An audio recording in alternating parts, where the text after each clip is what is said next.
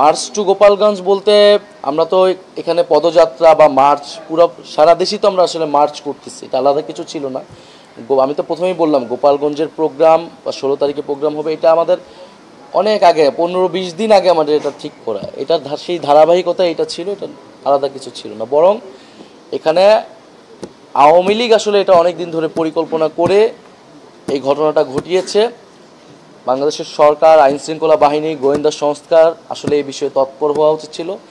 একটা রাজনৈতিক দল তাদের প্রধান নেতৃবৃন্দ একটা জায়গায় যাচ্ছেন, সেই নিরাপত্তা দেওয়ার জন্য তাদের সর্বধরনের উদ্যোগ আসলে নেওয়া উচিত ছিল।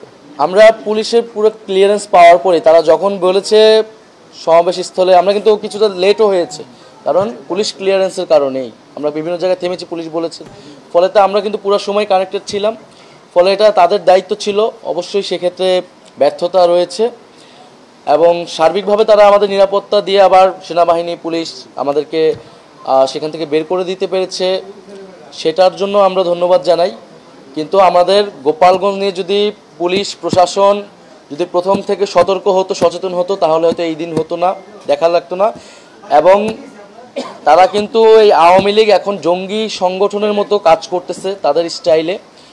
ফলে তারা শুধু গোপালগঞ্জ নয়, বাংলাদেশের বিভিন্ন জায়গায় কিন্তু তারা এই ধরনের আক্রমণ করতে পারে, জনজীবনের নিরাপত্তা বিঘ্নিত করতে পারে। আমাদের শহীদ পরিবার, আহত যোদ্ধা এবং জুলাই গণঅভ্যুত্থানে যারা অংশগ্রহণ করেছে, শুধু তো জাতীয় নাগরিক পার্টি নয়, বিভিন্ন লোক, নেতৃবৃন্দ, ছাত্র সমাজ তারা অংশগ্রহণ করেছে। ফলে তাদের নিরাপত্তার বিষয়টাও কিন্তু এটার সাথে আসলে জড়িত। ফলে অবিলম্বেই যাদের নামে মামলা রয়েছে, যেহেতু এটা নিষিদ্ধ সংগঠন, কোনো অ্যাক্টিভিটি করারও সুযোগ নেই এবং অধিকাংশ নেতাকর্মীর নামে মামলা রয়েছে, তাদেরকে দ্রুত সময়ের মধ্যে আসলে গ্রেফতার করতে হবে।